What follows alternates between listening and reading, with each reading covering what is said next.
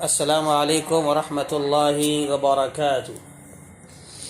ان الحمد للہ نحمده ونستعینه ونستغفره ونعوذ باللہ من شرور انفسنا ومن سیئات اعمالنا من يهده الله فلا مضل له ومن يضلل فلا هادي له واشهد ان لا اله الا الله وحده لا شريك له وأشهد أن محمدًا عبده ورسوله يا أيها الذين آمنوا اتقوا الله حق تقاته ولا تموتن إلا وأنتم مسلمون يا أيها الناس اتقوا ربكم الذي خلقكم من نفس واحدة وخلق منها زوجها وبث منهما رجالا كثيرا ونساء واتقوا الله الذي تساءلون به والأرحام إن الله كان عليكم رقيبا يا أيها الذين آمنوا اتقوا الله وقولوا قولا سديدا يصلح لكم أعمالكم ويغفر لكم ذنوبكم ومن يطع الله ورسوله فقد فاز فوزا عظيما أما بعد فإن خير الحديث كتاب الله وخير الهدي هدي محمد صلى الله عليه وسلم وشر الأمور محدثاتها وكل محدثة بدعة وكل بدعة ضلالة وكل ضلالة في النار۔ أعوذ بالله السميع العليم من الشيطان الرجيم من همزه ونفخه ونفسه بسم الله الرحمن الرحيم ثم توليتم من بعد ذلك فلولا فضل الله عليكم ورحمته لكنتم من الخاسرين وَلَقَدْ عَلِمْتُمُ الَّذِينَ اعْتَدَوْا مِنْكُمْ فِي السَّبْتِ فَقُلْنَا لَهُمْ كُونُوا قِرَدَةً خَاسِئِينَ فَجَعَلْنَاهَا نَكَالًا لِمَا بَيْنَ يَدَيْهَا وَمَا خَلْفَهَا وَمَوْعِظَةً لِلْمُتَّقِينَ وَإِذْ قَالَ مُوسَى لِقَوْمِهِ إِنَّ اللَّهَ يَأْمُرُكُمْ أَن تَذْبَحُوا بَقَرَةً قَالُوا أَتَتَّخِذُنَا هُزُوًا قَالَ أَعُوذُ بِاللَّهِ أَنْ أَكُونَ مِنَ الْجَاهِلِينَ۔ لیکن تم اس کے بعد بھی پھر گئے، پھر اگر اللہ تعالیٰ کا فضل اور اس کی رحمت تم پر نہ ہوتی تو تم نقصان والے ہو جاتے، اور یقیناً تمہیں ان لوگوں کا علم بھی ہے جو تم میں سے ہفتے کے بارے میں حد سے بڑھ گئے، اور ہم نے بھی کہہ دیا کہ تم ذلیل بندر بن جاؤ۔ اسے ہم نے اگلوں پچھلوں کے لیے عبرت کا سبب بنا دیا اور پرہیزگاروں کے لیے وعد و نصیحت کا۔ اور موسیٰ علیہ السلام نے جب اپنی قوم سے کہا کہ اللہ تعالیٰ تمہیں ایک گائے ذبح کرنے کا حکم دیتا ہے تو انہوں نے کہا ہم سے مذاق کیوں کرتے ہو؟ آپ نے جواب دیا میں ایسا جاہل ہونے سے اللہ تعالیٰ کی پناہ پکڑتا ہوں۔ محترم خواتین اسلام، سامعین و سامعات، ساری تعریفیں، حمد و ثنا، عظمت و بڑائی، کبریائی اس اللہ رب العالمین کے لیے ہے جو ہم سب کا خالق ہے، مالک ہے، رازق ہے، مدبر ہے، ساری کائنات کا تنہا نظام چلانے والا ہے۔ اس کے بعد بے شمار درود و سلام نازل ہو ہم سب کے آخری نبی احمد مجتبیٰ محمد مصطفیٰ صلی اللہ علیہ وسلم کی ذات گرامی پر، جن کی مختلف کوششوں کے نتیجے میں ہم تک دین اسلام پہنچا۔ گزشتہ درس میں، گزشتہ ملاقات میں ہم نے آپ کے سامنے جو آیت پیش کی تھی وہ آیت نمبر 63 تھی، وَإِذْ أَخَذْنَا مِيثَاقَكُمْ وَرَفَعْنَا فَوْقَكُمُ الطُّورَ، کہ اس آیت میں اللہ تبارک و تعالیٰ نے بتایا کہ ہم نے بنی اسرائیل تم سے عہد و پیمان لیا، وعدہ لیا، اور تم پر طور پہاڑ کو لا کر کھڑا کر دیا، اور تمہیں یہ نصیحت کی کہ تم اللہ تبارک تعالیٰ کے فرمان کو جو ہے مضبوطی سے تھام لو۔ یہ سب کیا اللہ تبارک و تعالیٰ نے، یعنی اللہ تبارک و تعالیٰ نے پچھلی آیت میں بیان فرمایا کہ طور پہاڑ کو تم پر ایسا سائبان کی طرح کر دیا کہ اگر تم نہیں مانو گے تو وہ پہاڑ تمہیں کچل کر رکھ دے گا۔ وہ ساری باتیں ہونے کے بعد اللہ تعالیٰ کہتا ہے لعلکم تتقون، یہ اس لیے ہے کہ تاکہ تم پرہیزگار ہو جاؤ۔ اب اس کے بعد اللہ فرما رہا ثم تولیتم من بعد ذلک، لیکن اس کے بعد بھی تم کیا ہو گئے؟ پھر گئے۔ فلولا فضل اللہ علیکم ورحمتہ، پھر اگر اللہ تعالیٰ کی رحمت اور اس کا فضل نہیں ہوتا تم پر تو تم کیا ہو جاتے؟ لکنتم من الخاسرین، تو تم نقصان والے ہو جاتے۔ یہاں پر اللہ تبارک و تعالیٰ دیکھیے کہہ رہا ہے کہ تم نے اتنے پختہ اقرار کرنے کے باوجود، یعنی پختہ اقرار کر لیا تھا نا کہ نہیں ہم مان لیں گے، ہم تسلیم کر لیں گے، جب کوئی طور پہاڑ جو ہے صاحبان کی طرح سامنے آیا تو ماننے کے لیے تیار ہو گئے، پختہ عہد و پیمان کر لیا۔ اتنا پختہ اقرار کرنے کے باوجود کیا ہوا معاملہ کہ یہود کا معاملہ کہ تم نے تو کیا کر دیا یہودیوں، پھر تم نے عہد کو توڑ دیا، عہد شکنی کر دی، اتنا سب کچھ کیا، اس کے باوجود اللہ نے تم پر رحم کیا۔ ثم تولیتم من بعد ذلک، تم نے پھر جو ہے اقرار کو توڑا، اور پھر اس کے بعد اللہ کہہ رہا ہے پھر بھی اس کے بعد فلولا فضل اللہ علیکم ورحمتہ، اس کے باوجود اگر اللہ کی تم پر رحمت نہ ہوتی تو تمہیں کیا تمہارا اللہ نے تم پر رحم کیا جو تمہیں زندہ رہنے دیا، ورنہ تمہارے جرم کی تو داستان اتنی لمبی ہے، تمہارے جرم کی، جرائم کی فہرست، گناہوں کی فہرست اتنی طول طویل ہے کہ اس کی بنیاد پر تمہاری تباہی بربادی کا فیصلہ کرنا چاہیے، لیکن اللہ تبارک و تعالیٰ نے کیا کر دیا، تم پر رحم کیا، فضل کیا اللہ تعالیٰ نے، تمہاری بربادی کا معاملہ آ چکا تھا، تم تو اتنے گنہگار، اتنے نافرمان، ایک لمبی تاریخ ہے تمہاری، ایک لمبی فہرست ہے تمہاری، لیکن اللہ تبارک و تعالیٰ نے کیا کیا، تم پر رحمت نازل فرمایا۔ کہا لَكُنْتُم مِّنَ الْخَاسِرِينَ، کہ تم کیا ہو جاتے، نقصان والے ہو جاتے، یعنی تم خسارے ہی بھی خسارے پڑے رہتے۔ مفسرین بیان فرماتے ہیں کہ خسارہ بولے تو خسرت دنیا والآخرہ، دنیا میں بھی خسارہ ہو جاتا تمہارا اور آخرت میں بھی خسارہ، دنیا میں بھی نقصان اٹھانا پڑتا اور آخرت میں بھی نقصان اٹھانا پڑتا، لیکن اللہ تعالیٰ کی رحمت ہوئی کہ اللہ تبارک تعالیٰ نے ان تمام نافرمانیوں کے باوجود فوراً عذاب کے ساتھ ہلاک کرنے کے بجائے تمہیں موقع دیا، مہلت دی کہ تم توبہ کر لو، استغفار کر لو۔ یہ اللہ تبارک تعالیٰ کی رحمت نہیں تو پھر اور کیا ہے کہ تم گناہ پر گناہ کیے جا رہے ہو، اللہ کی نافرمانی پہ نافرمانی کیے جا رہے ہو، ایک گناہ ہو تو الگ بات ہے، گناہ پر گناہ کیے جا رہے ہو، اور سبحان اللہ اس کے بعد بھی، اس کے باوجود اللہ کا انعام تم پر دیکھو، اللہ کا احسان دیکھو کہ اللہ تبارک تعالیٰ تمہیں مہلت پر مہلت دیتا چلا جا رہا، ورنہ تم تو اس لائق ہو گئے تھے کہ فوراً تمہاری پکڑ ہونی چاہیے تھی، اے یہود تمہاری تو فوراً گرفت ہونی چاہیے تھی، لیکن یہ اللہ کی رحمت کا فیضان ہے تم پر، خصوصی فضل تھا اللہ تعالیٰ کا کہ اللہ تبارک تعالیٰ نے تمہیں موقع دیا، مہلت عطا فرمائی۔ اب اس آیت کی روشنی میں میرے لیے بھی، آپ تمام کے لیے بھی، سننے والوں کے لیے، پڑھنے والوں کے لیے یہ سبق ہے، درس ہے، نصیحت ہے کہ اپنے مسلمان ہونے پر، ہم کو اللہ نے مسلمان بنایا ہے نا، تو اپنے مسلمان ہونے پر اللہ کے فضل کو یاد کریں، اللہ کی رحمت کو یاد کریں، اور اس پر اللہ کا شکر ادا کریں کہ اگر اللہ نے ہم کو اور آپ کو اسلام کی نعمت نہ دی ہوتی، یا اگر ہم کو اسلام کی نعمت نہ ملی ہوتی تو آپ اور ہم دنیا اور آخرت میں نقصان اٹھانے والوں میں سے ہو جاتے۔ ثم تولیتم سے بات سمجھ میں آ رہی ہے، آج اللہ نے ہم کو اسلام سے نوازا ہے، ایمان سے نوازا ہے اور اسلامی تعلیمات کا حکم دیا ہے، ثم تولیتم، پھر اگر تم پھر جاؤ گے، اللہ کے وعدہ پیمان، عہد و پیمان کرنے کے بعد اگر اس پر عمل نہیں کرو گے تو تم خسارے میں ہو جاؤ گے۔ تو بہرحال ہم لوگوں کے لیے بھی نصیحت ہے، سارے انسانوں کے لیے، خصوصاً ہم مسلمانوں کے لیے، کہ اللہ تعالیٰ نے اسلام کی جو نعمت عطا فرمائی ہے اس کی قدر کرے، اس کا شکر ادا کرے اللہ تبارک و تعالیٰ کا۔ اب یہاں پر جو آیت میں بتایا گیا ہے کہ ثم تولیتم من بعد ذلک، بنی اسرائیل، یہودیوں، تم نے پھر اللہ کی نافرمانی کی، اگر اللہ کا فضل تم پر نہ ہوتا، رحمت نہ ہوتی، تو اللہ کا فضل اور رحمت سے مراد کیا ہے، اللہ کا فضل رحمت کیسے ان پر نازل ہوئی اس کے باوجود؟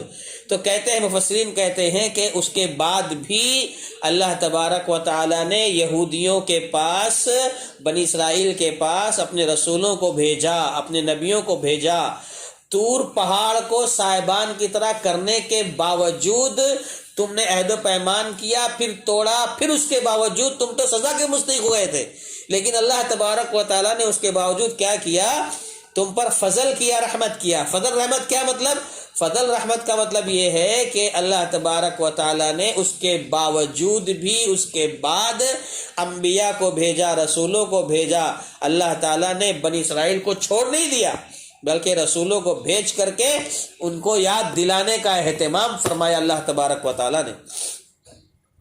جیسے کہ اللہ تعالیٰ نے قرآن میں فرمایا ہے، قال اللہ تعالیٰ اِنَّا أَنزَلْنَا التَّوْرَاةَ فیہا ہدی و نور، کہ ہم نے تورات نازل فرمائی جس میں ہدایت ہے، نور ہے، اور اسی کے مطابق اللہ کے نیک بندے چاہے وہ نبی ہو لوگوں کے درمیان فیصلہ کرتے تھے، یہودی بن گئے تھے، اور اللہ پرست علماء بھی اسی تورات کے مطابق ہی فیصلہ کرتے تھے۔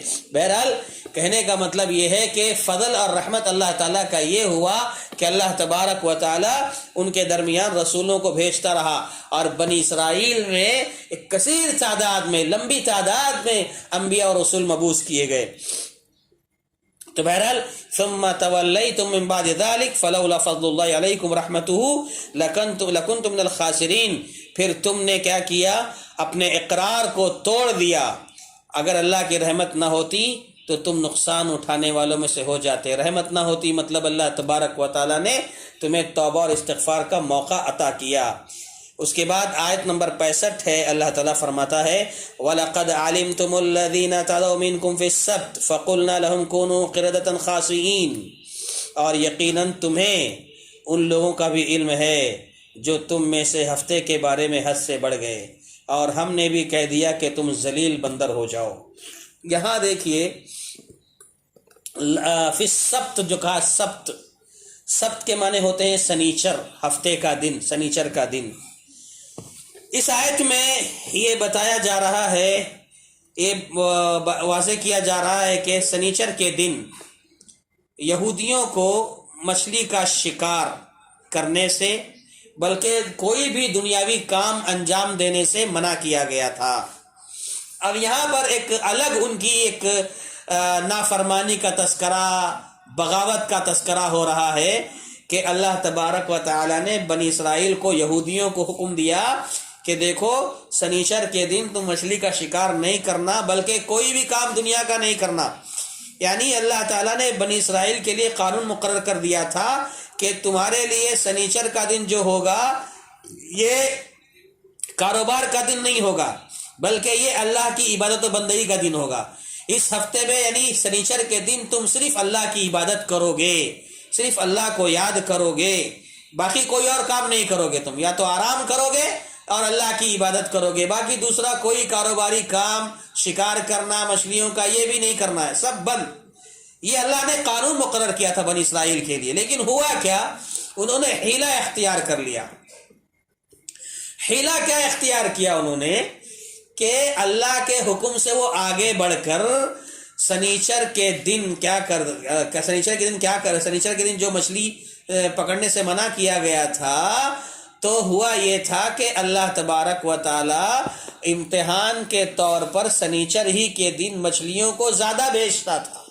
سنیچر کے دن مچھلیاں زیادہ سامنے نظر آتی تھیں، تو انہوں نے کیا کیا، ایک دن پہلے ہی یعنی جمعہ کے دن ہی گڑھے کھود دیے، بڑے بڑے گڑھے کھود دیے تاکہ مچھلیاں اسی میں پھنسی رہیں، اور پھر سنیچر کو جب مچھلیاں آئیں گی اوپر تو گڑھے میں پھنسی رہ جائیں گی، اور پھر اتوار کے دن ان کو پکڑ لیں گے۔ اس طرح سے انہوں نے حیلہ کیا۔ مفسرین کہتے ہیں کہ یہ واقعہ جو ہے داؤد علیہ السلام کے زمانے کا ہے۔ داؤد علیہ السلام کے زمانے میں یہود ایک ایسی جگہ میں تھے جسے ایلا کہا جاتا ہے۔ ایلا یا ایلا کا لفظ استعمال ہوا ہے۔ ایلا نامی مقام تھا یا ایلا نامی جگہ تھی جہاں پر یہ لوگ وہاں یہودی آباد تھے، اور ان پر سنیچر کے دن یعنی ہفتے کے روز مچھلی کا شکار کرنا حرام کر دیا گیا تھا۔ مفسرین کہتے ہیں کہ تقریباً ان کی تعداد 70,000 تھی۔ یہ جو یہودی تھے داؤد علیہ السلام کے زمانے میں ایلا نامی جگہ پر، جہاں پر ان کو حکم دیا گیا تھا کہ سنیچر کے دن شکار نہیں کرنا، ان کی تعداد 70,000 تھی۔ اور ان کی تفصیلات کو مزید اللہ تعالیٰ نے سورۃ الاعراف میں ذکر کیا ہے۔ سورہ اعراف کی آیت نمبر 163، 164، 165 میں ذکر کیا ہے۔ جیسے کہ میں نے کہا نا، پہلے بھی بات آ چکی ہے کہ قرآن کی ایک آیت دوسری آیت کی تفسیر کرتی ہے۔ تو یہاں پر سورہ بقرہ کی جو آیت ہے وَلَقَدْ عَلِمْتُمُ الَّذِينَ اعْتَدَوْا مِنْكُمْ فِي السَّبْتِ، اس آیت کی پوری وضاحت اگر آپ دیکھیں گے تو سورہ اعراف کے اندر ہے۔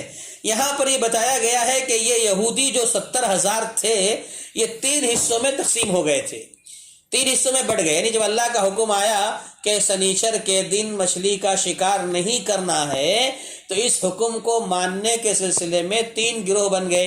ایک گروہ نے کیا کیا، اللہ کا حکم آیا شکار نہیں کرنا ہے تو بہرحال اللہ کے حکم کے پابند ہو گئے، خاموشی سے رک گئے، اور جو بات بتائی گئی تھی کہ اس دن تم صرف اللہ کی عبادت کرو گے وہ اس میں لگ گئے۔ دوسرا ایک گروہ جو تھا وہ ہیلا کرنے لگا، وہ کہتا تھا کہ نہیں ہم شکار کریں گے، شکار کرنے کا حکم دیا گیا ہے، سنیچر کو کہا منع کیا گیا ہے، ہم تو اتوار کو کر رہے ہیں۔ ہیلا کر کے انہوں نے کیا کیا، مچھلی کا شکار کیا، یعنی اللہ تعالیٰ کی یہاں انہوں نے نافرمانی کی۔ یہ 2 گروہ ہو گئے۔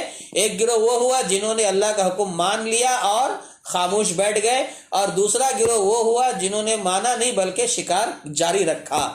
تیسرا ایک گروہ وہ بنا جنہوں نے اللہ کا حکم مان لیا اور کہا کہ نہیں اللہ نے منع کیا، ہم شکار نہیں کریں گے۔ اور اس کے ساتھ ساتھ تیسرے گروہ نے ایک کام اور کیا تھا، وہ یہ کام کیا تھا کہ جو لوگ شکار کر رہے تھے ان کے پاس جا کر ان کو سمجھا رہے تھے، ان کو بتا رہے تھے کہ بھائی تم کیوں اللہ کے حکم کے خلاف جا رہے ہو، کیوں اللہ کی نافرمانی کر رہے ہو۔ تو یہ 3 گروہ بن گئے۔ ایک گروہ نے تو مان لیا اللہ کا حکم، دوسرے گروہ نے نہیں مانا، تیسرے گروہ نے مانا بھی اور ساتھ ہی ساتھ جو لوگ نہیں مانے تھے ان کو سمجھا رہے تھے۔ پھر کیا ہوا، بعد میں اللہ تبارک و تعالیٰ کا عذاب آیا اور اللہ تبارک و تعالیٰ نے ان کو عذاب دے کر برباد کر دیا، جس کا تذکرہ اسی آیت میں آگے آ رہا ہے، فَقُلْنَا لَهُمْ كُونُوا قِرَدَةً خَاسِئِينَ۔ اور سزا کیا تھی ان کی کہ ان کو اللہ نے کہا کہ ہم نے ان سے کہا کہ تم ذلیل بندر ہو جاؤ۔ اس پر انشاءاللہ ہم لوگ بعد میں آ رہے ہیں، لیکن اس سے پہلے یہ سمجھ لیں کہ بہرحال یہ جو 70,000 یہودی تھے جو ایلا نامی مقام پر یا ایلا نامی مقام پر تھے داؤد علیہ السلام کے زمانے میں، یہ حکم ہوا تھا کہ سنیچر کے دن مچھلی کا شکار نہیں کرنا، لیکن ان لوگوں نے بدتمیزی کی اور اللہ کی نافرمانی کی۔ اس طرح سے 3 گروہ بنے، جس کا تذکرہ میں نے کہا سورہ اعراف میں ہے، اس کو وہاں مزید تفصیل سے آپ لوگ دیکھ سکتے ہیں۔ وَلَقَدْ عَلِمْتُمُ الَّذِينَ اعْتَدَوْا مِنْكُمْ فِي السَّبْتِ، یعنی تم میں سے ہفتے کے روز زیادتی سے کام لیا، تم نے کیا کیا، حد سے آگے بڑھ گئے۔ سبت کا جو سین با تا لفظ آیا ہے نا، اگر آپ قرآن بھی کھول کر دیکھ رہے ہوں گے تو آپ کو سمجھ میں آ رہا ہوگا کہ سبتا کا اصل معنی ہوتا ہے قتل کرنا، ختم کرنا۔ سبتا کا اصل معنی قتل کرنا، ختم کرنا، یعنی سنیچر یا ہفتے کو سبت کیوں کہا گیا؟ اس لیے کہا گیا کہ یہودیوں کو حکم دیا گیا تھا کہ اس دن اعمال ختم کر دیں، اس دن دنیا کے کاروبار مچھلی کا شکار ختم کر دیں، اس لیے سنیچر یا ہفتے کا لفظ استعمال کیا گیا، سبت کا لفظ استعمال کیا گیا کہ ان کو کہا گیا تھا کہ تم اس دن اپنے اعمال ختم کر دو، شکار ختم کر دو۔ یہ امام بغوی رحمۃ اللہ علیہ نے ذکر فرمایا ہے تفسیر بغوی میں۔ اور بعض لوگوں نے یہ کہا ہے کہ یوم السبت اس لیے کہا جاتا ہے کہ اللہ تبارک و تعالی نے آسمان و زمین کی تخلیق اور پیدائش اتوار کے دن شروع کی تھی، اور 6 دن میں سارے عالم کو، ساری دنیا کو پیدا فرما کر کے سنیچر کے دن اللہ نے اسے ختم کر دیا تھا، اس لیے اسے یوم السبت کہا جاتا ہے کہ اللہ تعالیٰ نے اتوار سے شروع کر کے سنیچر کے دن اللہ نے ساری تخلیق کا معاملہ ختم کر دیا، اس لیے یوم السبت کہا گیا۔ جیسے کہ سورہ نبا میں کہا گیا وَجَعَلْنَا نَوْمَكُمْ سُبَاتًا، وَجَعَلْنَا نَوْمَكُمْ سُبَاتًا، کہ نیند کو ہم نے تمہارے لیے رحمت بنایا ہے۔ تو نیند کو رحمت بنایا ہے، تو رحمت سباتا کا جو لفظ استعمال ہوا ہے، اس میں سبات کا معنی یہ ہے کہ رات میں کیا ہوگا، تمہارے سارے حرکت عمل کام ختم کر کے تم کیا کر رہے ہو، آرام کر رہے ہو۔ تو جب آدمی دن بھر کام کاج ختم کر لیتا ہے، رات میں آرام کی نیند سوتا ہے، تو اسی سے لفظ استعمال ہوا ہے سباتا، وَجَعَلْنَا نَوْمَكُمْ سُبَاتًا۔ تو وَلَقَدْ عَلِمْتُمُ الَّذِينَ اعْتَدَوْا مِنْكُمْ فِي السَّبْتِ، کہ جنہوں نے تم میں سے ہفتے کے روز، سنیچر کے روز زیادتی سے کام لیا تھا۔ تو یہ شبد کی وضاحت ہو گئی، اور واقعہ بھی آپ کے ذہن میں آ گیا کہ سنیچر والا یعنی اصحاب السبت کا واقعہ کیا ہے۔ اب جب انہوں نے زیادتی کر لی یہودیوں نے پھر اللہ سے بغاوت کر لی، اللہ کی نافرمانی کر لی، تو اللہ تعالیٰ نے سزا کے طور پر کہا فَقُلْنَا لَهُمْ، اللہ نے کہا ہم نے ان سے کہا،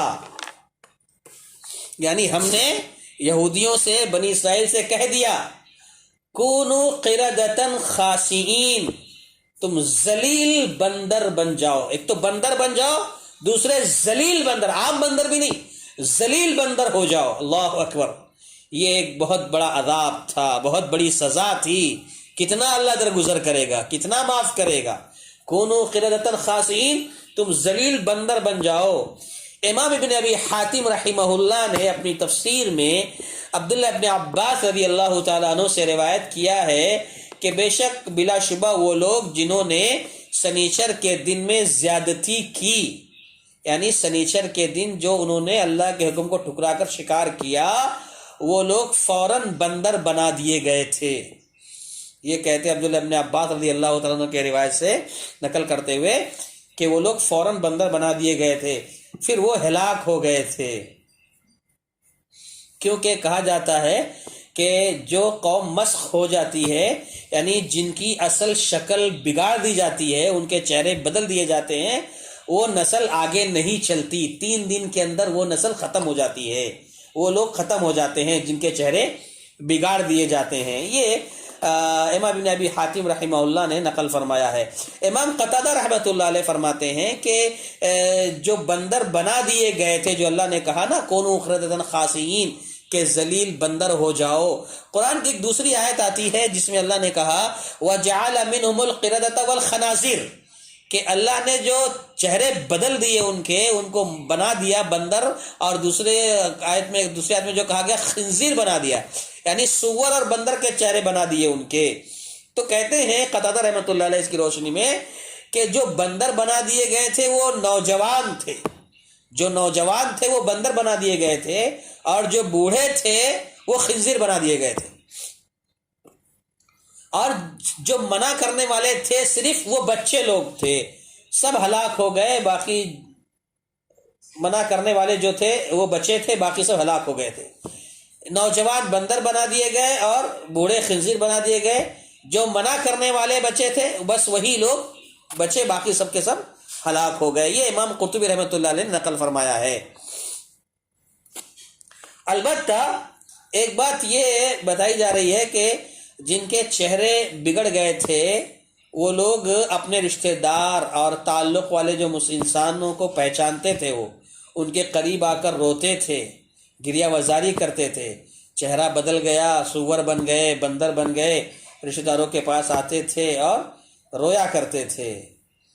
تو بہرحال کہنے کا مطلب یہ ہے کہ اللہ تبارک و تعالیٰ نے ان کو سزا دی، اور ان کی نافرمانیوں کی وجہ سے ان کو بندر اور سور کی شکل میں تبدیل کر دیا. اللہ تعالیٰ ہم سب کی حفاظت فرمائے، اللہ اپنے عذاب سے محفوظ رکھے. کیونکہ اللہ تبارک و تعالیٰ جب پکڑنے پر آتا ہے، اللہ تعالیٰ اپنے جو غصے کا اظہار کرتا ہے تو پھر کسی کی نہیں چلتی ہے. جب تک اللہ مہلت دیتا ہے اسی میں موقع ہے انسان کو سنبھلنے کا. یہاں پر ایک بات ضمناً یہ ذکر کر دیں کہ بعض لوگوں نے یہ کہا ہے کہ جو بندر اور سور ان کو بنا دیا گیا تھا، کہتے ہیں کہ ان کو حقیقی بندر نہیں بنایا گیا تھا، بلکہ ان کے اخلاق، عادات اور اطوار اور طور طریقہ بندروں جیسا ہو گیا تھا. مگر یہ بات صحیح نہیں ہے، یہ بات غلط ہے. بلکہ کچھ لوگ ایسا کہتے ہیں لیکن یہ صحیح نہیں ہے. کیوں؟ اس لیے کہ اللہ تعالیٰ نے واضح طور پر کہہ دیا ہے، اور دوسری آیات سے بھی پتہ چلتا ہے کہ نہیں، وہ حقیقی بندر بنا دیے گئے تھے اور حقیقی خنزیر بنا دیے گئے تھے.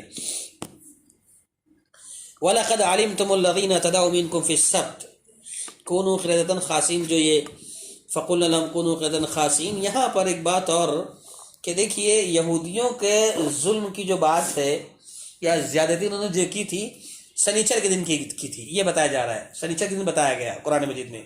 فی السبت کہا گیا نا کہ ان کا ظلم جو تھا، ان کی جو زیادتی تھی وہ سنیچر کے دن تھی، یہ بتایا گیا. لیکن سوال یہاں یہ آیا، حالانکہ وہ مچھلیاں جو پکڑنے کے لیے گڑھے بنائے تھے وہ تو جمعہ کے دن کرتے تھے یہ کام، سنیچر کو تو وہ لوگ کرتے نہیں تھے. گڑھے وغیرہ بنا کر کے کھدائی کا جو کام تھا، گڑھے کی کھدائی کا، جمعہ کے دن کا تھا. تو ایسا کیوں کہا گیا، ان کو سبت کیوں کہا گیا؟ جمعہ بھی کہہ سکتے تھے۔ تو کہتے ہیں دراصل وجہ یہ ہے کہ ان کے ظلم اور زیادتی کا جو اظہار تھا، یعنی ان کا ظلم جو ظاہر ہو رہا تھا، زیادتی ظاہر ہو رہی تھی، یعنی جو اس کا اثر دکھ رہا تھا گناہوں کی شکل میں، گناہ کی شکل میں جو اثر نظر آ رہا تھا، وہ سنیچر ہی کے دن ہوتا تھا، سنیچر ہی کے دن ہوتا تھا، کیونکہ اس گڑھے میں مچھلیاں سنیچر کے دن ہی داخل ہوتی تھی، اس مناسبت سے یوم السبت کہا گیا۔ یہ ابن عاشور رحمہ اللہ نے لکھا ہے اپنی تفسیر میں، ان کی تفسیر جو بڑی معروف ہے التحریر والتنویر، اس میں انہوں نے ذکر فرمایا ہے۔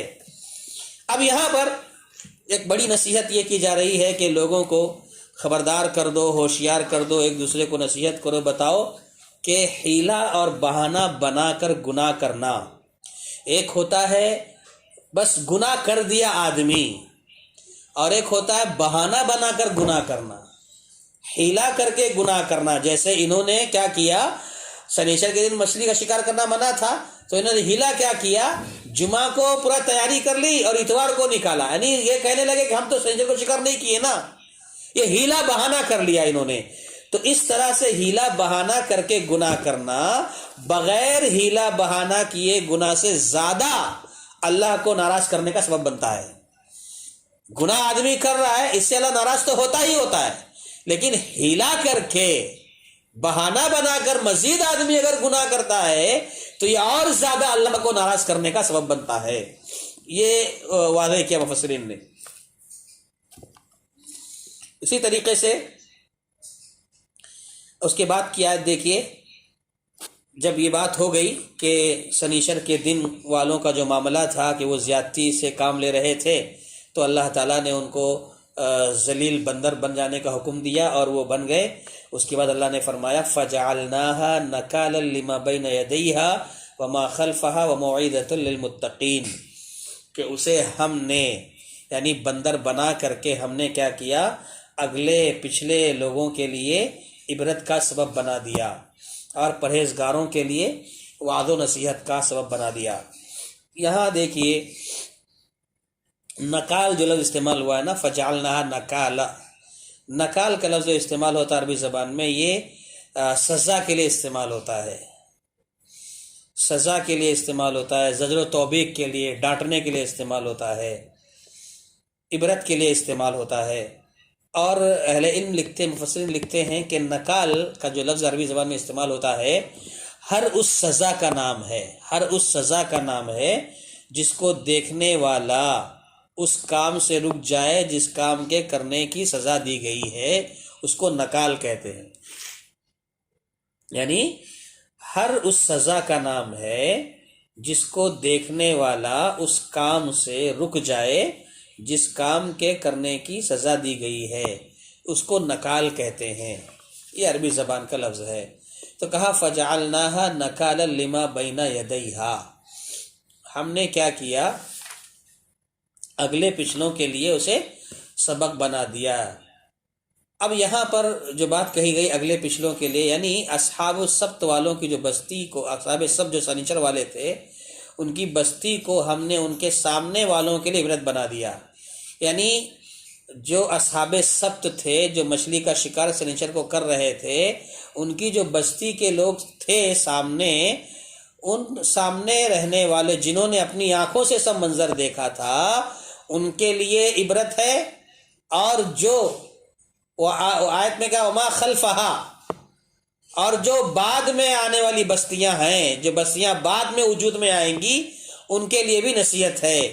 ایک تو نصیحت ان کے لیے ہے جو بستی میں رہتے تھے، ان کی اس وقت موجود تھے، تمہارا بندر بنا دیا جانا، خنزیر بنا دیا جانا، یہ نصیحت ہے کس کے لیے، جو اس وقت وہاں موجود تھے، ان کی بستیاں موجود تھی، جو دیکھ رہے تھے اپنی آنکھوں سے، ان کے لیے بھی نصیحت تھی۔ وما خلفہا کہہ کے کہا جا رہا ہے کہ جو بستیاں بعد میں آئیں گی، وجود میں ابھی نہیں ہیں، بعد میں آئیں گی، ان کے لیے بھی نصیحت ہے کہ وہ ان کے واقعے کو پڑھ کر، ان کے قصے کو سن کر کے نصیحت حاصل کریں۔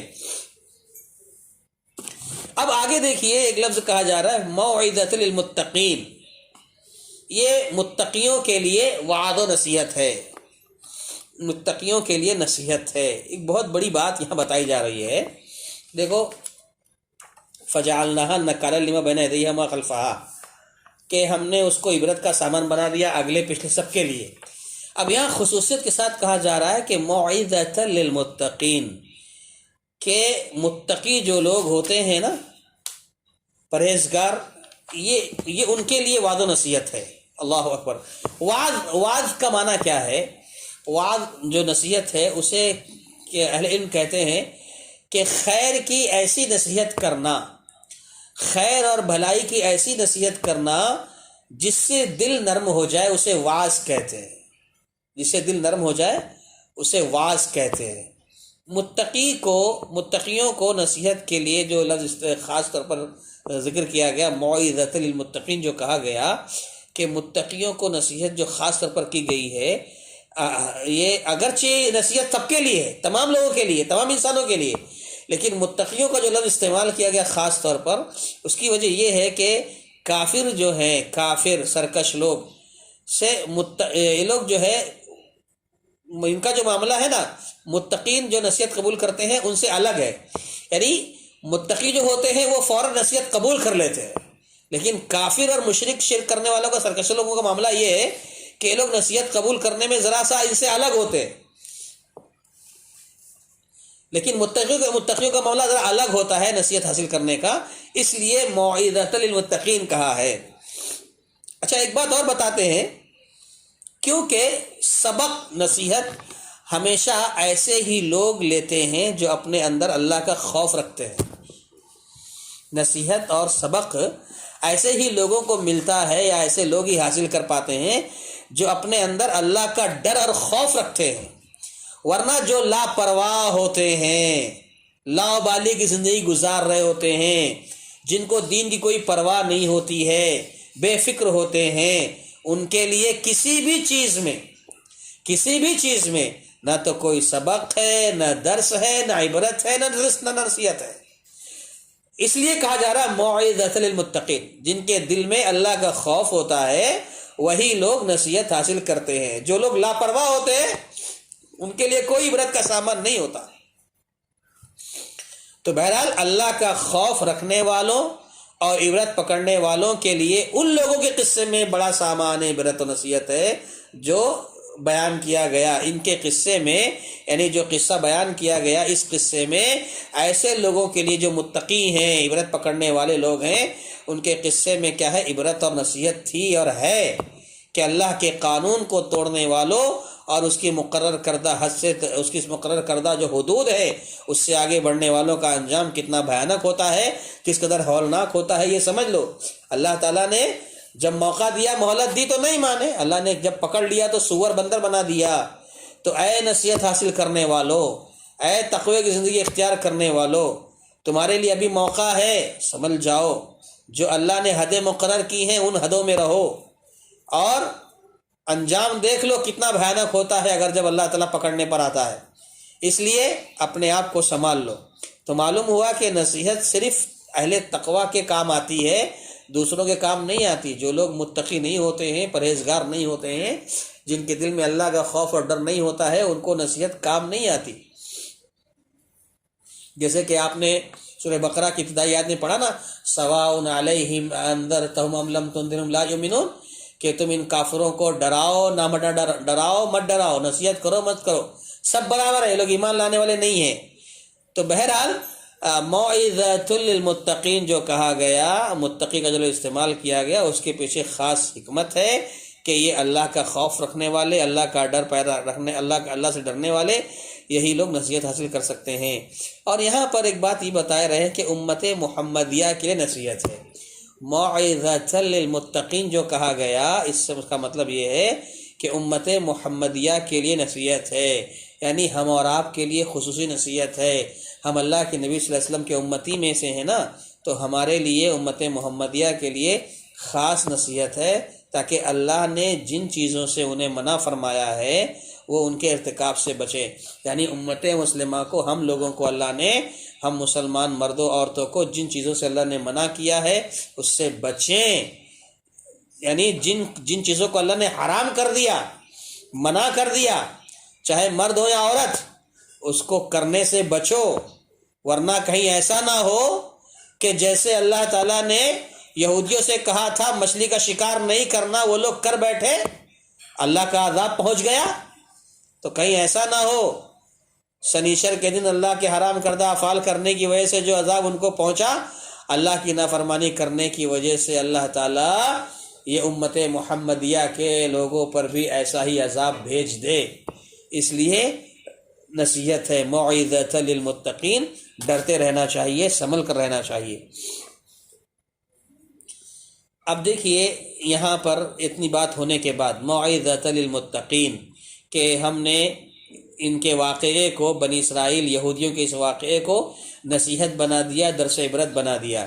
اب ہم لوگوں کے لیے خاص بات اور نصیحت ہم مسلمانوں کے لیے، انسانوں کے لیے ہے کہ دوسروں کو جو مصیبت پہنچتی ہے نا اور عذاب الہی میں وہ گرفتار ہوتے ہیں، تو یہ ہمارے لیے عبرت و نصیحت ہے۔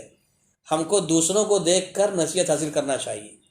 سامنے والا، جیسے مثال کے طور پر کوئی ابھی ایک وبا چل رہی ہے، کرونا وائرس، یہ اس بیماری میں سب جوجھ رہے ہیں، پوری دنیا رک سی گئی ہے۔ تو ایسے میں ایک حدیث اللہ کے نبی صلی اللہ علیہ وسلم کی ہے، جو اللہ کے نبی نے فرمایا ہے کہ جو کسی بیمار کو، کسی بیماری میں ملوث شخص کو دیکھے اور یہ دعا پڑھ لے۔ کون سی دعا؟ الحمدللہ الذی عافانی مما ابتلاک بہ وفضلنا علی کثیر ممن خلق تفضیلا، کہ اللہ تعالیٰ نے مجھے اس بیماری سے عافیت میں رکھا ہے، اللہ کا فضل ہے، اللہ کا شکر ہے کہ اللہ تعالیٰ نے ساری مخلوقات میں مجھے فضیلت عطا فرمائی ہے۔ تو کہتے ہیں کہ جو یہ دعا پڑھے گا اسے کوئی بیماری لاحق نہیں ہوگی، یعنی دوسروں کو دیکھ کر دعا پڑھ لینا، یعنی دوسرا مصیبت میں آیا ہے ہم ریڈی ہو جانا، اپنے آپ کو تیار کر لینا، یعنی دوسروں سے نصیحت حاصل کر لینا۔ ہو سکتا تھا وہ مصیبت ہم پر آ سکتی تھی، لیکن اللہ نے ہم کو محفوظ رکھا ہے، تو اسے سبق حاصل کرنا۔ جیسے کہ اللہ کے نبی صلی اللہ علیہ وسلم کے جوامع الکلم میں سے ہے، یعنی جوامع الکلم کسے کہتے ہیں کہ جیسے اردو میں ایک لفظ استعمال ہوتا ہے نا، سمندر کو کوزے میں بھر لینا، تو اللہ کے نبی صلی اللہ علیہ وسلم کے بعد جملے ایسے ہی ہوتے تھے، گویا سمندر کو کوزے میں آپ نے بھر لیا۔ کہا السعید من اعید بغیرہ، کہ نیک بخت وہ شخص ہے جو دوسروں کو دیکھ کر نصیحت پکڑ لے۔ ہم اپنی آنکھوں کے سامنے دیکھتے ہیں کتنے واقعات پیش آتے ہیں، کتنے مناظر سامنے آتے ہیں، لیکن پھر بھی ہماری رفتار وہی بے ڈھنگی جو پہلے تھی وہ اب بھی ہے۔ یہ حالت ہوتی ہے نا ہم مسلمانوں کی، انسانوں کی، یہ بہت بڑی بیماری ہے، بہت بڑی مصیبت ہے۔ یہ اللہ کے نبی صلی اللہ علیہ وسلم کا یہ جملہ السعید من وعد بغیرہ، کہ نیک بخت وہ ہوتا ہے جو دوسروں کو دیکھ کر نصیحت حاصل کرتا ہے۔ تو بہرحال بنی اسرائیل کے واقعات ہیں، ہمارے اپنی آنکھوں کے سامنے ایسے بہت سارے واقعات ہوتے ہیں، ایسے حادثے ہوتے ہیں جس سے اللہ ہم کو بچا کر رکھتا ہے، تو ہم کو نصیحت حاصل کرنا چاہیے۔ اس کے بعد آیت نمبر 67 ہے، اللہ تعالیٰ فرماتا ہے وَإِذْ قَالَ مُوسَىٰ لِقَوْمِهِ إِنَّ اللَّهَ يَأْمُرُكُمْ أَن تَذْبَحُوا بَقَرَةً۔ موسیٰ علیہ السلام نے جب اپنی قوم سے کہا کہ اللہ تعالیٰ تمہیں ایک گائے ذبح کرنے کا حکم دیتا ہے، اس سلسلے میں تو آپ کو میں سے اکثر لوگوں کو شاید پتہ بھی ہو کہ بنی اسرائیل کا ایک واقعہ اصل میں ہوا یہ کہ بنی اسرائیل میں ایک شخص کا قتل ہو گیا، ایک مالدار شخص مارا گیا، جسے اس کے بھتیجوں نے جنگل میں موقع پا کر قتل کر دیا تھا، اور رات کے اندھیرے میں کسی دوسرے شخص کے مکان کے پاس لے جا کر اس کو پھینک دیا، اور اس کا قاتل کون ہے کچھ پتہ نہیں چلا۔ تو لوگ آپس میں کہنے لگے کہ قاتل کون ہے؟ تو اللہ تبارک و تعالی نے موسیٰ علیہ السلام پر وحی بھیجی۔ لوگ موسیٰ علیہ السلام سے پوچھنے آئے کہ قاتل کا پتہ نہیں چل رہا ہے، کچھ بتائیے کیسے تلاش کیا جائے۔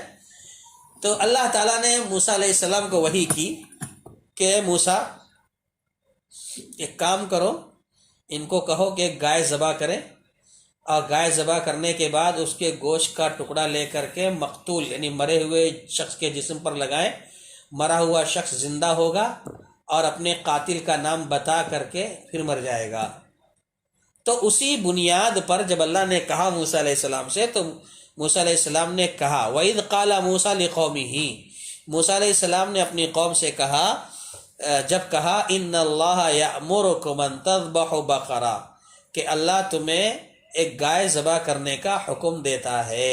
دیکھیے کہا جا رہا ہے یاد کرو اس واقعے کو جب موسیٰ علیہ السلام نے اپنی قوم سے کہا کہ اللہ تمہیں ایک گائے ذبح کرنے کا حکم دیتا ہے،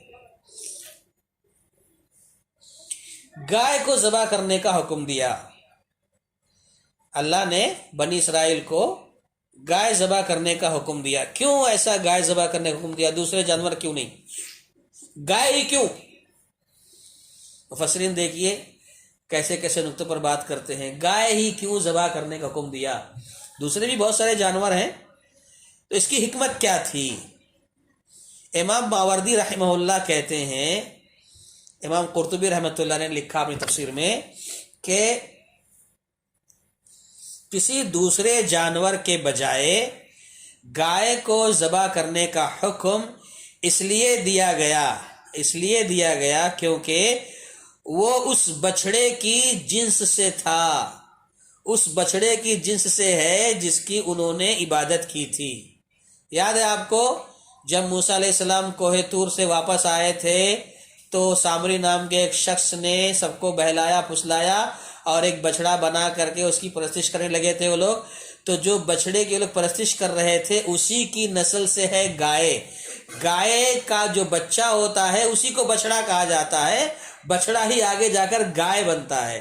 تو کہا کہ بچڑے کی جس سے ہے یہ گائے جس کی انہوں نے عبادت کی تھی، چنانچہ یہ حکم دیا گیا تاکہ ان کے دلوں سے گائے بیل کی جو عظمت اور بڑائی تھی وہ نکل جائے اور وہ انہیں معمولی سمجھنے لگے۔ یہ مقصود اور مطلوب تھا۔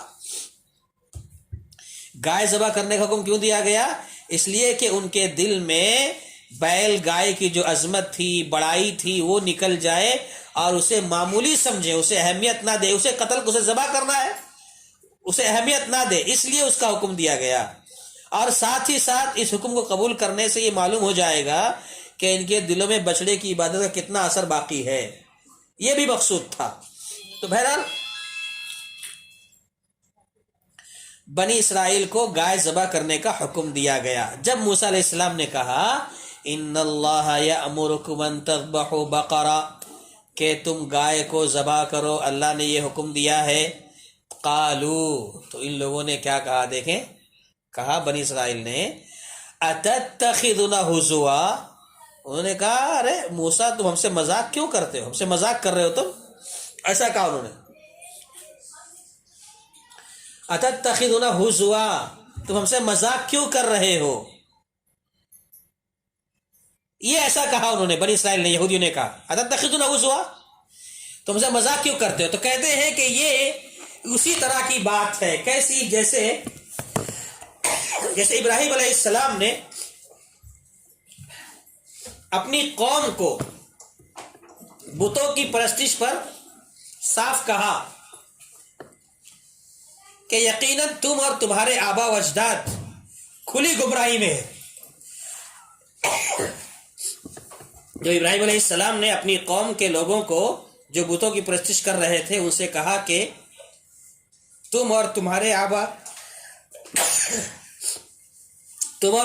و اجداد کھلی ہوئی گمراہی میں تھے، تو اس پر انہیں اعتبار نہیں آیا، ابراہیم علیہ السلام کی قوم کو اعتبار نہیں آیا کہ کوئی شخص بت پرستی کو بھی گمراہی کہہ سکتا ہے کیا؟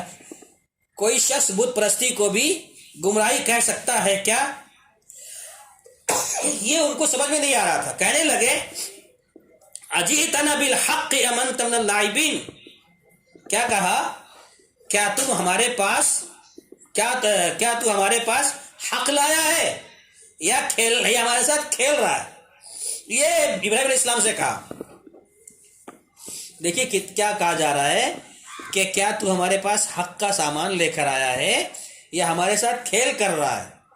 یعنی قوم کو بت پرستی کے حق اور سچ ہونے کا اتنا یقین تھا، یعنی بت پرستی حق ہے، سچ ہے، اس پر ان کو اتنا یقین تھا کہ وہ یہ سوچ ہی نہیں سکتے تھے، ان کے تصور میں بھی نہیں تھا کہ کوئی شخص اس کو کھلی ہوئی گمراہی کہے گا،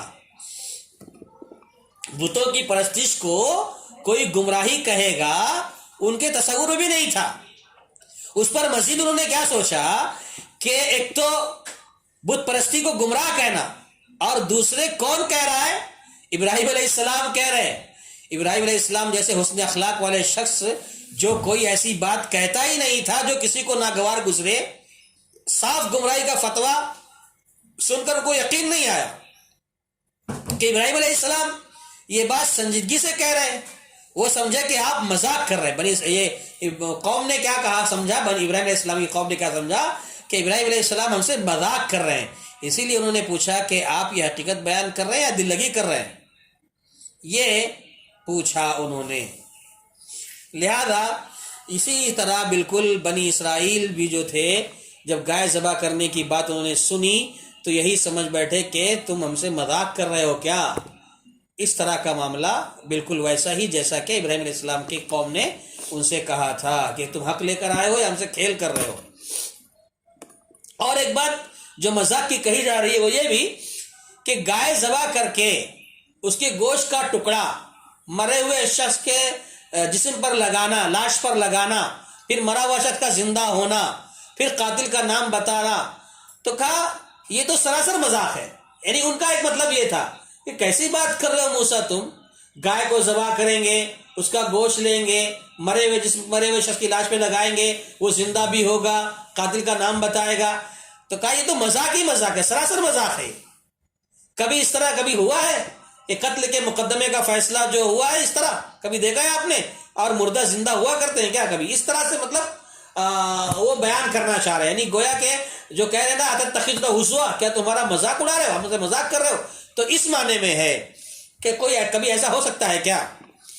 ایک یہ، اور پھر بنی اسرائیل کو تعجب اور حیرت اس لیے بھی ہوا کہ ہم تم سے مقتول کے بارے میں سوال کر رہے ہیں، ہم سوال کر رہے ہیں ایک ایسے شخص کے بارے میں جو مر چکا ہے، ایک مرا ہوا شخص، اور پھر جواب میں تم کہہ رہے گائے ذبح کرو۔ دونوں واقعے میں کتنا فرق ہے، کتنی دوری ہے، ایک عام سی بات نہیں ہے نا، یہ کہیں بھی کوئی تعلق نہیں ہے۔ ایک مرا ہوا شخص ہے اور دوسرے گائے ذبح کرنے کی بات کی جا رہی ہے، دونوں باتوں میں بہت دور کا معاملہ ہے نا، کوئی تال میل نہیں ہے دونوں میں۔ اس وجہ سے بھی ان کو جو ہے یہ معاملہ بڑا عجیب لگا کہ دونوں باتیں بظاہر بہت دوری ہے، وہ اس کو جان نہیں سکے تھے کہ اس میں اللہ کی کیا حکمت ہے، اس لیے وہ پریشان ہو گئے اور انہوں نے کہا اتتخذنا ہزوا، کیا تم ہمارا مذاق اڑا رہے ہو یا ہم سے مذاق کرتے ہو؟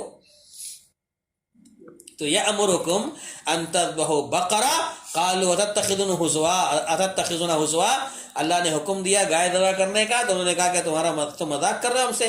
یعنی یہاں پر ایک لفظ انہوں نے کہا نا اتتخذنا ہزوا، یعنی دیکھیے یہاں پر ان کی کمینگی کی حد ہے، گھٹیا پن کی انتہا ہے کہ اللہ تعالیٰ نے ان کے لیے سمندر کو پھاڑا، اللہ نے ان کو فرعون سے نجات دی، اللہ نے ان کو مرنے کے بعد دوبارہ زندہ کیا، اس کے باوجود جب ایک نبی کہہ رہا ہے ذبح کرو اس میں شک کر رہے ہیں لوگ۔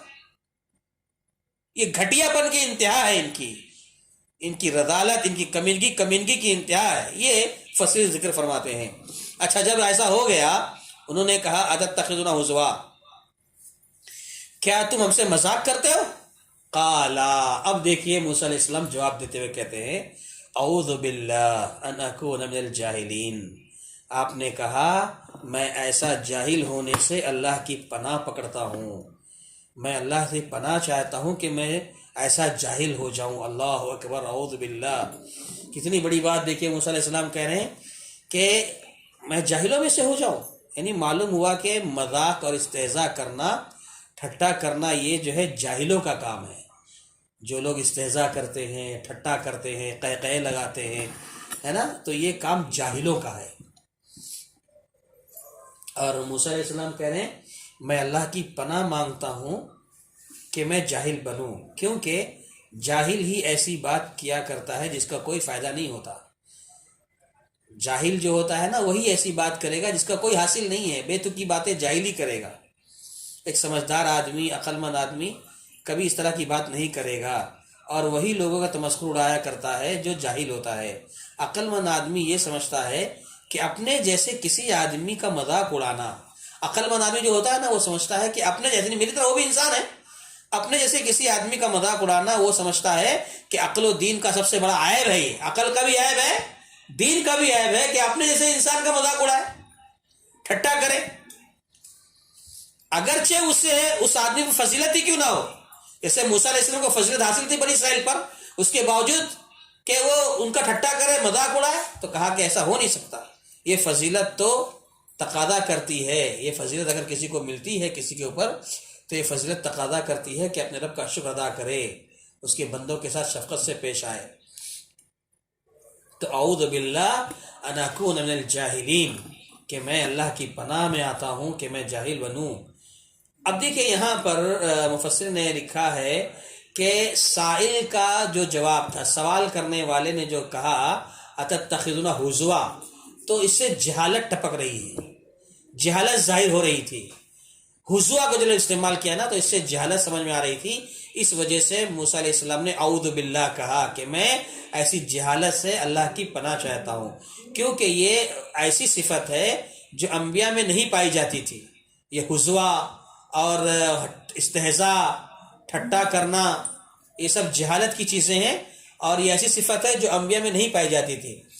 کیونکہ جہالت جو ہے علم کا اپوزٹ ہے، جہالت علم کی ضد ہے. جہالت الگ ہے، علم الگ ہے، اور اسی وجہ سے جہالت سے پناہ مانگی گئی، ان اکون من الجاہلین. انہوں نے جہالت کا مظاہرہ کیا، سامنے والوں نے، بنی اسرائیل نے اتتخذون ہزوا کا جہالت کا مظاہرہ کیا. تو یہ اسے کہا انہوں نے اس شخص سے کہا جس نے اللہ کی طرف سے خبر دی جا رہی ہے، اسے وہ کہہ رہا ہے. یعنی موسیٰ علیہ السلام کو اللہ کی طرف سے حکم دیا جا رہا ہے کہنے کا، اور وہ لوگ اللہ کے نبی کہہ رہے ہیں، تو ان کے ساتھ یہ معاملہ کر رہے ہیں وہ لوگ. بنی اسرائیل کے اس قول سے ظاہر ہوتا ہے کہ اس کا ایمان صحیح نہیں ہے، جو نبی پر اس طرح کی بات کرے، اور ایسے نبی پر جس کے اوپر معجزات ظاہر ہو چکے تھے، اس نبی پر وہ لوگ ایسی سی باتیں کر رہے تھے. موسیٰ علیہ السلام نے کہا اللہ تعالیٰ تمہیں حکم دیتا ہے کہ تم ہم سے مذاق کر رہے ہو. کیا کہا؟ اللہ تعالیٰ نے کہا ان اللہ یامرکم ان تذبحوا بقرہ، اللہ تمہیں حکم دیتا ہے کہ تم گائے ذبح کرو. انہوں نے کہا کیا تم سے مذاق کرتے ہو؟ یعنی یہاں پر ایک جملہ دیکھیے کہ اللہ موسیٰ علیہ السلام نے کیا کہا کہ اللہ تمہیں حکم دیتا ہے، تو انہوں نے کیا کہا کیا تم ہم سے مذاق کر رہے ہو؟ اگر کوئی اس وقت نبی صلی اللہ علیہ وسلم کے کسی بھی ارشاد کے متعلق، کسی فرمان کے متعلق یہ کہے تو کیا کہیں گے آپ؟ اگر اللہ کے نبی صلی اللہ علیہ وسلم یہ کہیں کہ اللہ تمہیں حکم دیتا ہے ایسا ایسا کرو، اور اگر کوئی کہے کیا تم مجھ سے مذاق کر رہے ہو، تو کیا کہیں گے آپ اس کو؟ اس پر کفر واجب ہے، کافر ہو جائے گا وہ شخص، تکفیر واجب ہے. تو بالکل یہی معاملہ تھا بنی اسرائیل کا، جو موسیٰ علیہ السلام سے کہہ رہے تھے اتتخذون ہزوا، کیا تم ہم سے مذاق کرتے ہو؟ تو بہرحال اس آیت میں ایک دلیل یہ ہے کہ اللہ کے دین سے اور مسلمانوں کے دین سے اور ایسے شخص سے جس کی تعظیم واجب ہے، اس سے استہزاء کرنا منع ہے، اور یہ جہالت ہے، اور استہزاء کرنے والا وعید کا مستحق ہے. یہ امام قرطبی رحمۃ اللہ نے لکھا ہے. موسیٰ علیہ السلام نے برات کا اظہار کیوں کیا استہزاء سے؟ کہا نا کہ میں استہزاء سے بری ہوں، میں پناہ چاہتا ہوں. تو ایسا پناہ جو مانگا ہے اس کی وجہ کیا ہے؟ تو مفسرین لکھتے ہیں، خاص طور پر ابن عاشور نے لکھا ہے اپنی تفسیر میں کہ موسیٰ علیہ السلام جو پناہ مانگنے کی وجہ، پناہ مانگی ہے، اس کی وجہ لکھتے ہیں کہ ٹھٹے بازی، استہزاء، یہ عقل و فضل والوں کو زیب نہیں دیتی. جو عقل والے ہیں، اہل فضل ہیں، سمجھدار لوگ ہیں نا، ان کے لیے یہ چیز زیب نہیں دیتی، کیونکہ یہ مذاق سے زیادہ خاص معنی رکھتا ہے. ٹھٹے بازی جو ہے، ایک ہوتا ہے معمولی سے ہنسی مذاق کرنا، یہ اس سے کہیں زیادہ معاملہ سنگین ہے.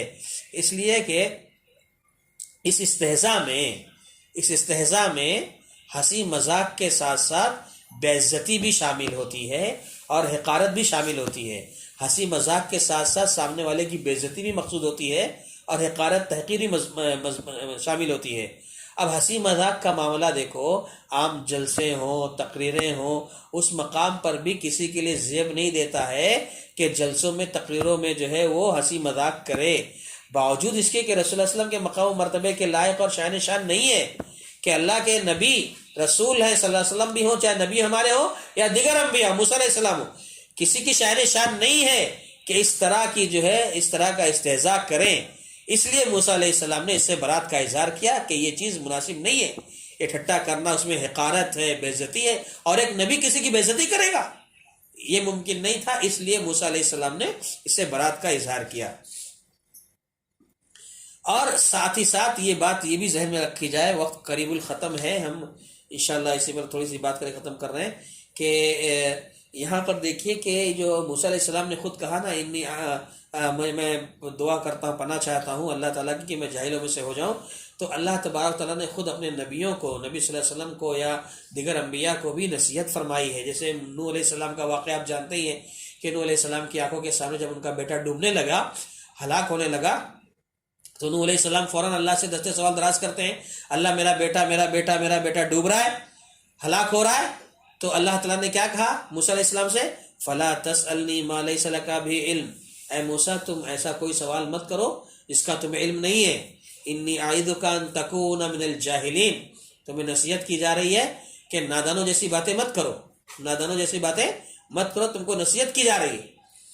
تو پتہ یہ چلا کہ اللہ تبارک و تعالیٰ نے خود جاہلین میں سے، نادانوں میں سے ہونے سے منع فرمایا ہے۔ اللہ تعالیٰ نے نصیحت فرمائی نوح علیہ السلام کو کہ ایسا مت کرو۔ اور خود دیکھیے نوح علیہ السلام اول الرسول، نوح علیہ السلام پہلے رسول اور آخری رسول، اللہ کے نبی صلی اللہ علیہ وسلم، محمد صلی اللہ علیہ وسلم، اللہ کے نبی صلی اللہ علیہ وسلم سے اللہ تعالیٰ نے فرمایا، قرآن مجید کی آیت ہے، وَلَوْ شَاءَ اللَّهُ لَجَمَعَهُمْ عَلَى الْهُدَى فَلَا تَكُونَنَّ مِنَ الْجَاهِلِينَ۔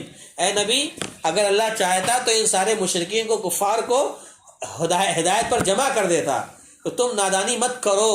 یعنی اللہ تعالیٰ خود نبی صلی اللہ علیہ وسلم کو کہہ رہا ہے نادانی مت کرو۔ یعنی گویا یہ نصیحت ہے اس آیت میں ہم سب کے لیے کہ جہل سے، نادانی سے ہم کو کیا کرنا ہے؟ اپنے آپ کو بچا کر رکھنا ہے۔ علم بڑی دولت ہے، علم کو حاصل کرنا ہے، علم کے پیچھے محنت کرنا ہے، لیکن جہالت سے اپنے آپ کو بچانا ہے۔ جب جہالت سے آدمی بچے گا تو علم حاصل کرے گا۔ اب یہاں پر ایک بات یہ بھی لکھی، لیس الجہل انک لا تحفظ کثیرا، جہالت یہ نہیں ہے کہ تم حدیثیں کم یاد کرو، دوسری چیزیں جو یاد کرنے کے علم کی جو ہے کم یاد ہے، تو یہ جہالت نہیں ہے۔ یعنی ایک آدمی کے پاس کم یاد ہے، قرآن کی بعض آیتیں یاد ہیں، بعض حدیثیں یاد ہیں، پورا یاد نہیں ہے، تو اس کا یہ مطلب نہیں کہ وہ جاہل ہے، یہ جہالت نہیں ہے۔ وَلَكِنَّ الْجَهْلَ أَنَّكَ لَا تَعْرِفْ قَدْرَ رَبِّكَ، سبحان اللہ، کتنی پیاری بات کہی ہے کہ جہالت تو یہ ہے کہ آدمی اپنے رب کے مقام کو نہ پہچانے، جہالت تو یہ ہے کہ آدمی اپنے رب کو نہ جانے۔ یہ جہالت یہ نہیں ہے کہ تھوڑا یاد کیا ہے، تھوڑا حفظ کیا، یہ جہالت نہیں ہے۔ جہالت یہ ہے کہ اللہ اپنے رب کو نہ پہچانے، اپنے رب کے مقام کو نہ جانے، یہ جہالت ہے، نادانی ہے۔ اچھا، اب یہاں پر ایک آخری بات یہ، انشاءاللہ پھر اگلی ملاقات میں، استہزاء سے پناہ مانگی موسیٰ علیہ السلام نے، تو یہ استہزاء، ٹھٹا، جس میں عزت سے کھلواڑ ہے، تحقیر ہے، یہ منع ہے، اس سے بچنا چاہیے۔ مگر شریعت اسلامیہ نے، دین اسلام نے یہ تعلیم دی ہے کہ دل لگی کر سکتے ہیں آپ، بولتے ہیں نا زندگی زندہ دلی کا نام ہے، کہ دل لگی کرنا۔ ہاں، انسانی زندگی کا ایک خوشکن پہلو ہے مزاح، یعنی ہنسی کرنا، اور ایک دوسرے کے ساتھ مل کر کے کچھ ہنسی کی محفل منعقد کرنا، جس میں ٹھٹا نہ ہو، جس میں کسی کی بے عزتی نہ ہو، اس میں کسی کی حقارت نہ ہو، وہ درست ہے۔ یعنی ہنسی مذاق بھی اسلام میں، دل لگی بھی اسلام میں جائز ہے۔ یعنی جس طرح ہنسی مذاق اور دل لگی میں حد سے آگے نکل جانے سے منع فرمایا ہے کہ نقصان دہ ہے، اسی طرح بالکل خوش مزاج رہنا، ایسا لگے کہ کوئی 70 جوتا مارا ہوا ہے چہرے پر، کبھی آدمی مسکراتا ہی نہیں ہے، ایسا بھی نہیں ہونا چاہیے۔ بعض لوگ ایسے ہوتے ہیں نا کہ آپ کتنا بھی ان کے ساتھ ہنسی مذاق کرنے کی کوشش کرو یا دیکھو کہ وہ مسکرائے تو مسکراتا نہیں ہے، ایسا لگتا ہے کہ ہمیشہ اس کو کسی نے مارا ہی ہے۔ خشک مزاجی یہ مناسب نہیں ہے۔ اللہ کے نبی صلی اللہ علیہ وسلم کی حدیث ہے نا کہ اپنے بھائی سے ملو تو مسکرا کر ملو، یہ بھی صدقہ ہے، سبحان اللہ، یہ بھی صدقہ ہے۔ تو خشک مزاجی اچھی چیز نہیں ہے، ہنسنا بھی چاہیے، ہنسانا چاہیے۔ اور جیسے اللہ کے نبی صلی اللہ علیہ وسلم خود ہنسایا کرتے تھے، مذاق کیا کرتے تھے۔ مثال کے طور پر میں ایک دو مثال دے کر بات ختم کروں۔ اللہ کے نبی صلی اللہ علیہ وسلم سے ایک مرتبہ ابو ہریرہ رضی اللہ تعالیٰ عنہ نے پوچھا، اللہ کے نبی صلی اللہ علیہ وسلم آپ ہم سے مذاق کرتے ہیں، آپ ہم سے مزاح کرتے ہیں؟ آپ نے فرمایا کہ ہاں، میں مزاح میں بھی حق بات ہی کہتا ہوں، میں ہنسی مذاق میں بھی حق بات ہی کہتا ہوں. یعنی معاملہ یہ نکلا، پتہ یہ چلا کہ اگر ہم دل لگی کریں، ہنسی مذاق کریں اگر آپس میں جو جائز ہے، کسی کی بے عزتی نہیں ہو رہی ہے، تو وہاں پر بھی جو ہے حق ہی بولے، سچ بولے، جھوٹ بول کر کے ہنسی مذاق نہ کرے. جیسے کہ آج کل ہم دیکھتے ہیں نا ٹی وی سیریلوں میں کامیڈین لوگ آتے ہیں، نہ جانے کیا کیا بول کر کے، جھوٹ بول کر کے ہنستے ہیں، ہنساتے ہیں. یہ سب گناہ ہے. ایسے لوگوں کے لیے ویل نامی جگہ ہے جہنم کے اندر. یہ بچ نہیں سکیں گے وہاں پر جو جھوٹ بول کر کے ہنستے اور ہنساتے ہیں. تو اللہ کے نبی صلی اللہ علیہ وسلم نے فرمایا کہ ہم جو ہے ہنسی مذاق تو کرتے ہیں، لیکن ہم جو کہتے ہیں وہ حق ہوتا ہے، یعنی اس میں کوئی بات غلط اور باطل نہیں ہوتی. اب جیسے مثال کے طور پر ایک صحابی تھے، کمسن صحابی، بچے تھے، ابو عمیر ان کا نام تھا، بڑے غمزدہ تھے، وہ پریشان تھے. اللہ کے نبی صلی اللہ علیہ وسلم آئے، پوچھے کیا معاملہ ہے ابو عمیر کا، اتنے غمزدہ دکھ رہے ہیں؟ کہا اللہ کے نبی یہ بچہ جو ہے ابو عمیر، چھوٹا بچہ تھا، کہتے اس کے پاس ایک پرندہ تھا، وہ پرندہ جو ہے اس کا کہیں غائب ہو گیا یا کچھ معاملہ اس کے ساتھ ہو گیا، اس لیے وہ اس اپنے پرندے کے معاملے کو لیے غمزدہ ہے. تو اللہ کے نبی صلی اللہ علیہ وسلم دیکھیے کس طرح اس سے ہنسی مذاق کرتے ہیں، کتنی پیاری بات کہتے ہیں یا ابا عمیر ما فعلا نغیر، کہ اے چھوٹے بچے تمہارا وہ پرندہ کیا ہو گیا. یعنی چھوٹے بچے کی آپ دلداری کر رہے ہیں. اس کے پرندے کے مر جانے پر اس قسم کے مقفع مسجل لفظ، اس کا نام ابو عمیر تھا، یا ابو عمیر ما فعلا نغیر، عمیر کے وزن پہ نغیر.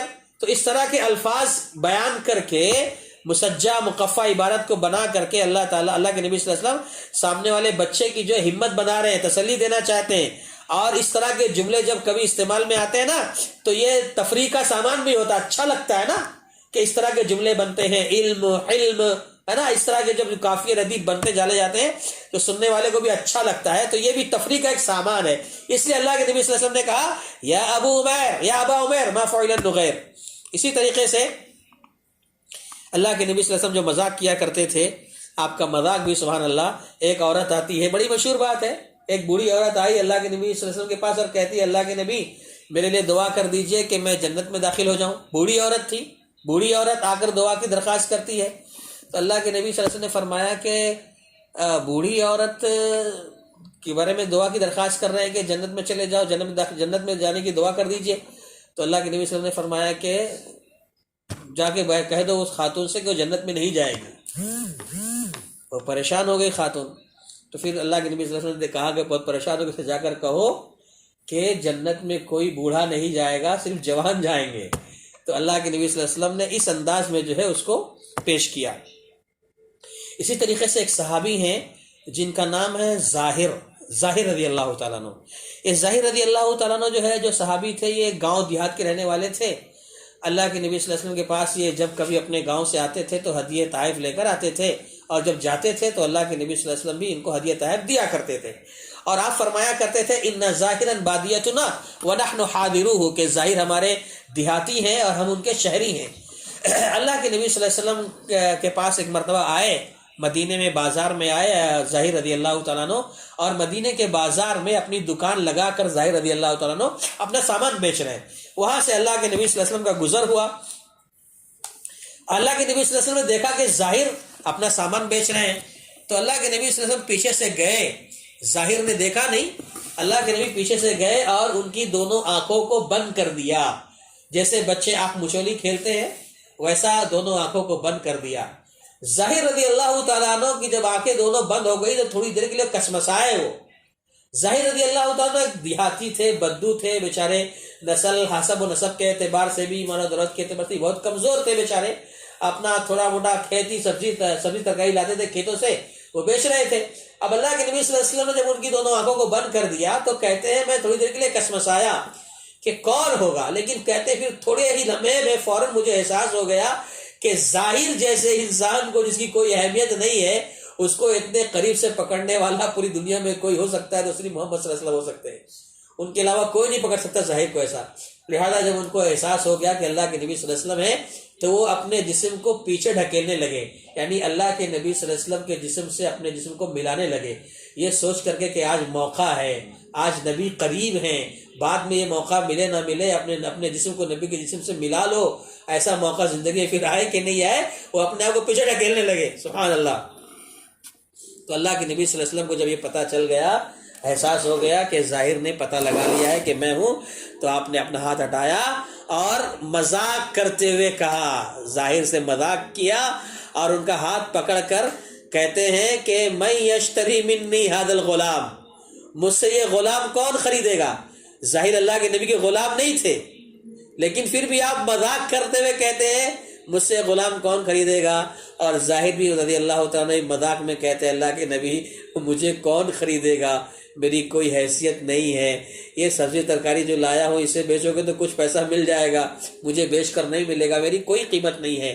اللہ کے نبی صلی اللہ علیہ وسلم فرماتے ہیں، آگے زاہد رضی اللہ تعالیٰ عنہ سے فرماتے ہیں، لیکن عند اللہ لست بکاسد، کہ لیکن تم اللہ کے پاس بہت مہنگے ہو، اللہ کے پاس سستے نہیں رہو گے، تمہارا مقام اللہ کے پاس بہت اونچا ہے۔ تو بہرحال دیکھو یہاں پر بھی اللہ کے نبی صلی اللہ علیہ وسلم نے مذاق کیا ہے۔ اللہ کے نبی صلی اللہ علیہ وسلم کے بھی مذاق کی ایک لمبی فہرست ہے، ایک طویل داستان ہے، لمبے لمبے واقعات ہیں، لیکن صرف کہنا یہ ہے کہ یہاں جو استہزاء اور ٹھٹے کی بات کی گئی ہے، موسیٰ علیہ السلام نے کہا میں پناہ چاہتا ہوں کہ انا اکون من الجاہلین، تو یہاں پر جو استہزاء کی بات کی گئی ہے جس میں حقارت ہے، بے عزتی ہے اور ہنسی مذاق ہے، یہ چیز منع ہے جو ایک عالم کو، اہل علم کو، سنجیدہ آدمی کو، عقل مند کو، دانشور کو زیب نہیں دیتا۔ جو جاہل ہیں، جن کو کوئی پرواہ نہیں ہے، لاؤبالی قسم کے لوگ ہیں، جس کو ہماری زبان میں بمبئی میں کیا بولتے ٹپوری بولتے ہیں نا، ایسے لوگوں کے لیے زیب دیتا ہے وہ، اہل علم کے لیے زیب نہیں دیتا۔ اللہ ہم سب کی حفاظت فرمائے۔ ہم نے جو کچھ پڑھا ہے، سنا ہے، سمجھا ہے، اللہ تعالیٰ عمل کی توفیق عطا فرمائے۔ آمین۔ وآخر دعوانا ان الحمد للہ رب العالمین۔ السلام علیکم ورحمۃ اللہ وبرکاتہ۔